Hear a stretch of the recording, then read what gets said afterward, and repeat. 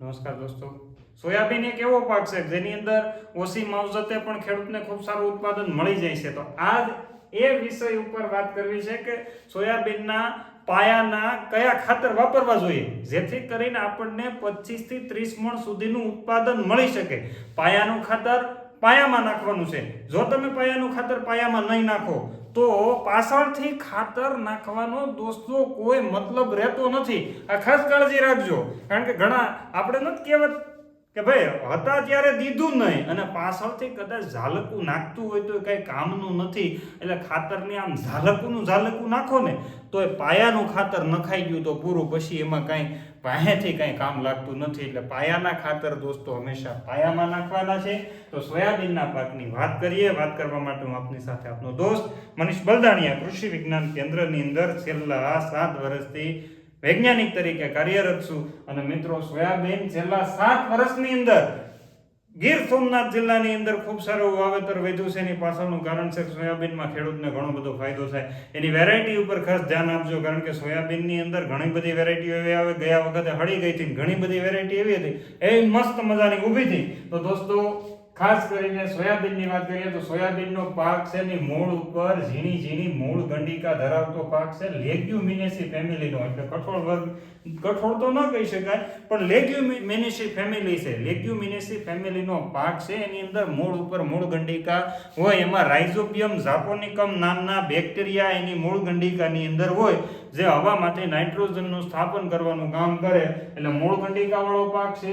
એટલે ઓછા નાઇટ્રોજને પણ આ પાકને થઈ રહી, એનો મતલબ એવો થાય. બીજું, તેલીબિયા વર્ગનો પાક છે. સોયાબીનનો હંમેશા તેલની અંદર ઉપયોગ થાય. સોયાબીનની અંદર છે તેલ અને પ્રોટીનનું પ્રમાણ ખૂબ સારું હોય. 20% ઓઇલ હોય અને 40% જેટલું પ્રોટીન હોય. એટલે ખૂબ ભરપૂર માત્રાની અંદર પ્રોટીન ધરાવતો કોઈ પાક હોય તો એ સોયાબીન છે, જેની અંદર 20% જેટલી તેલની ટકાવારી હોય. મોટા ભાગે અમેરિકાની અંદર આ બધા લોકો સોયાબીનનું તેલ ખાવા માટે વાવેતર કરે છે. એટલે આપણા વિસ્તારની અંદર પણ મોટા ભાગે સોયાબીન જે થાય છે બહારના દેશોની અંદર આપણે એને નિકાસ કરીએ છીએ, તેલ માટે જ કરીએ છીએ. એટલે દોસ્તો, તેલીબિયા વર્ગનો પાક છે એટલે એને એ પ્રમાણે ખાતર આપવાના છે.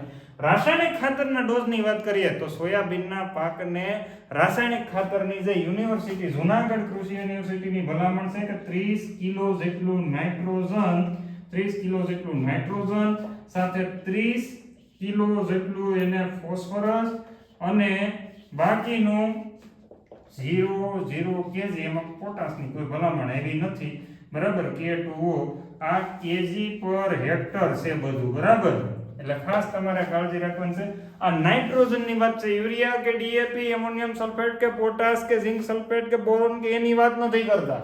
આ વાત આપણે કરી રહ્યા છીએ નાઇટ્રોજન, ફોસ્ફરસ ને એની. હવે 30 કિલો જેટલું નાઇટ્રોજન પૂરું કરવું હોય અથવા 30 કિલો જેટલું ફોસ્ફરસ પૂરું કરવું હોય તો સોયાબીનના પાકમાં પાયાના ખાતર તરીકે કયું ખાતર વાપરી શકાય?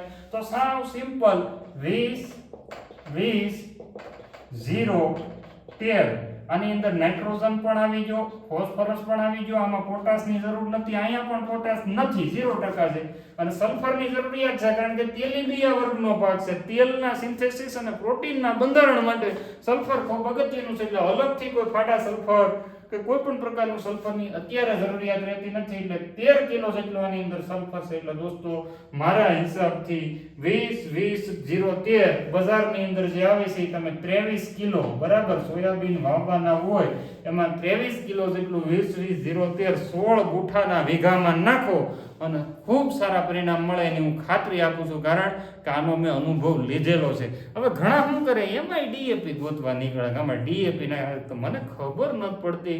એટલે તમે ડીએપી ની વાહે કેમ પડી ગયા બધા કે ડીએપી મળતું નથી, ડીએપી મળતું. એની જગ્યાએ 20-20-0-13 અથવા બજારની અંદર એનપી આવે છે 20-20, એનો પણ તમે ઉપયોગ કરી શકો. એટલે ખાસ તમારે 23 કિલો જેટલું 20-20-0-13 નાખો અથવા એનપી નાખો તો તમારે 23 કિલો જેટલું પણ સ્ટાન્ડર્ડ અને સારી કંપનીનું. બજારની અંદર અત્યારે ઘણા બધા ડુપ્લિકેટ થઈ રહ્યા છે. બજારની અંદર ઓર્ગેનિક ખાતરના નામે, કાળા ખાતરના નામે અથવા દાણાદાર ખાતર પોટાશના નામે ઘણા બધા લોકો છેતરપિંડી કરી રહ્યા છે. આનાથી સાવધાન, કારણ કે એની અંદર કાંઈ હોતું નથી. એમાં પડીકી નીકળે ને એટલે પતી ગયું. કાળા કલરનું અત્યાર સુધીનું કોઈ રાસાયણિક ખાતર ડીએપી ને બાદ કરતા મળ્યું નથી, અથવા કદાચ બીજું હોય, પણ એ કેમિકલ ખાતર હોવું જોઈએ, ધૂળ નહીં. તમને ધૂળની ગોળીઓ બનાવીને પધરાવે છે, ધ્યાન રાખજો ભાઈ. આ બધી આ દુનિયાની અંદર અત્યારે એક તો તંગી હાલતી હોય, અને તંગીની અંદર આપણે તંગી હાલતી હોય, પછી આપણે હેરાનગતિ ઊભી થઈ જાય. એટલે 20-20-0-13 23 કિલો, અથવા તમારે બીજું કોઈ ખાતર નાખવું હોય તો દોસ્તો એસએસપી તમે નાખી શકો. એસએસપી નાખવું હોય તો દોસ્તો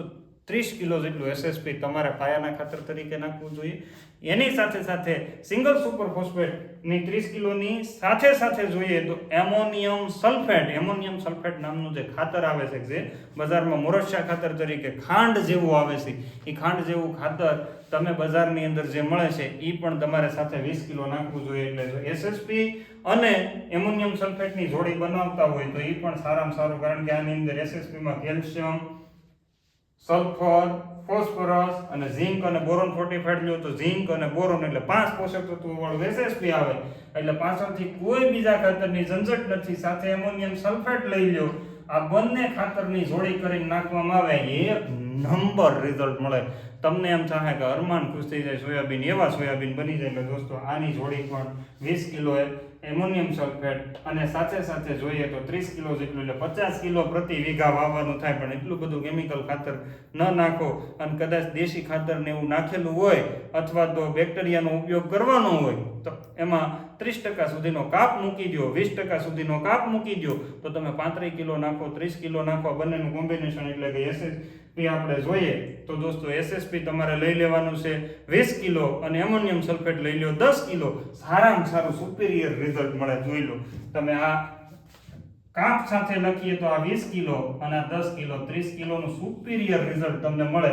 અને કાંઈ ન કરવું હોય તો 20-20-0-13 23 કિલો જેટલું દોસ્તો નાખી દો, ખૂબ સારા પરિણામ મળશે. એમથી વધારે ખાતરની, અને વધારે પડતું ખાતર નાખવાથી પણ એન્ટાગોનિસ્ટિક ઇફેક્ટ આવે છે, યાદ રાખજો. વધારે પડતું ફોસ્ફરસ ઝિંકની ઉણપ ઊભી કરે છે, એટલે એ ખાસ તમારે ધ્યાને રાખવાનું છે. વધારે પડતું ખાતર નાખવાનું જ નથી. ખાતર વગર પણ ખૂબ સારા પરિણામ મળે છે. દેશી ખાતર એ નાખજો.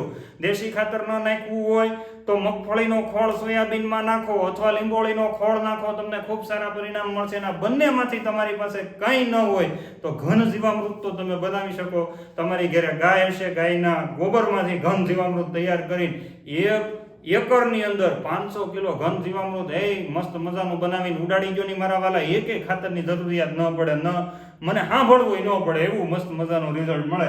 એટલે ઘન જીવામૃત પણ તમે નાખી શકો. તમારા 1 વીઘાની અંદર 200 કિલો એ તમારા ઘેરે બની શકે, અથવા તો તમારી આસપાસમાં બીઆરસી જ્યાં બન્યા છે, આત્માવાળાનો કોન્ટેક્ટ કરજો, અથવા ગ્રામ સેવકનો કોન્ટેક્ટ કરજો કે આપણા આસપાસમાં બીઆરસી ક્યાં છે, ત્યાંથી ઘન જીવામૃત 10 રૂપિયાના ભાવે, કોઈ 12 રૂપિયાના ભાવે વેચતું છે. એની જેવી પરવડતી કિંમત એ પ્રમાણે કિલો બરાબર મસ્ત મજાનું નાખો, તમને ખૂબ સારા પરિણામ મળશે. આ રીતના સોયાબીનનું જો ખાતર વ્યવસ્થાપન કરવામાં આવે, અને ખાતર એકલું નથી કીધું, પોષણ ખાલી, કારણ કે આપણે રોટલી નથી ખવડાવી, રોટલી સાથે સબ્જી લીધું હતું, દૂધ લીધું હતું, કારણ કે આપણે ઘન જીવામૃતની વાત કરી, બેક્ટેરિયાની સાથે સાથે વાત કરી, બેક્ટેરિયા પણ આપશું. તમને એવું થાય કે માંડવીનો, લીંબોળીના ખોળની પણ વાત કરી, બરાબર, તો ખોળ પણ સારું. માંડવીનો ખોળ વીઘે 50 કિલો નાખો, અથવા લીંબોળીનો ખોળ વીઘે 25 કિલો નાખો, જોરદાર રિઝલ્ટ મળે. એકવાર અખતરો તો કરી જુઓ તો ખ્યાલ આવે. ખાલી મારી વાત ઉપર બસ એ તો વાતું કર્યા કરે એમ નહીં, તમે પણ કરી જુઓ, તમને ખ્યાલ આવશે. એટલે આટલી માહિતી દોસ્તો તમારા સુધી પહોંચાડવાની હતી. વધુમાં તમે જો સોયાબીનનું વાવેતર કરતા હોય, તમને લીલો ચારાની ઉપલબ્ધિ નહીં રહે, સૂકા સારાની ઉપલબ્ધિ નહીં રહે, મગફળી હોય તો આપણે સારો મળી રહે, તો સારા માટે કાળી જુવાર એની વિશેષ માહિતી માટે અહીંયા આપેલા નંબર ઉપર અવશ્ય કોન્ટેક્ટ કરજો. કાળી જુવારનું લૂઝમાં બિયારણ જે મળે છે એ બિયારણનું એકવાર વાવેતર કરજો. વીઘે 5 થી 6 કિલો જેટલું બિયારણ વાવો અને મસ્ત મજાનો સારો તમને મળી રહે. તો સારા માટેની જુવારની વિશેષ માહિતી માટે અહીંયા આપેલા નંબર ઉપર કોન્ટેક્ટ કરજો. આટલી માહિતી આપીને વિરમું. ચેનલ ઉપર નવા હોય તો ચેનલને સબસ્ક્રાઇબ કરી દેજો, લાઈક કરવાનું ભૂલતા નહીં. જય હિન્દ, ભારત માતા કી જય.